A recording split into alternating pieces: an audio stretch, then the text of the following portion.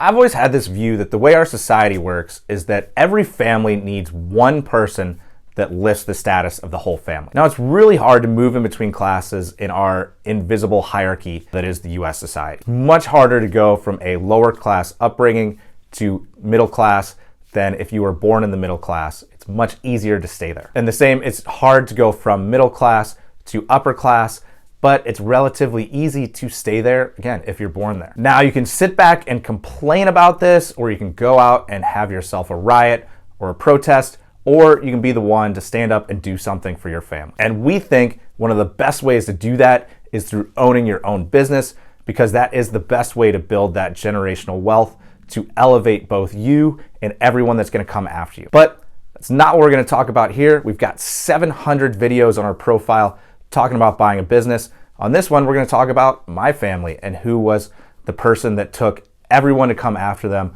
onto their shoulders and raise the whole family. So his family, first generation Irish immigrants, something that was looked down upon at that time. So his mom passed away at a very young age, and his dad fell to the Spanish flu. So he found himself homeless at the age of 16 and really just got by working in a bakery where the owner was kind enough to let him sleep on a cot in the back of the bakery. But he was scrappy. He eventually worked and paid his way through, going to NYU for both undergrad and a master's degree. He would do things like give blood back when you had to sit next to the person that the blood was going into. You didn't have the baggie systems. He, like so many others of his generation, went off and fought in World War II, but he eventually became what we would now call an economist. Back then, they would just call statistician. And so he ran an office for the Bureau of Labor and Statistics in Boston. That's the group that puts out the monthly job reports and a lot of the other economic indicators that we see regularly. And to supplement, he also taught at Boston University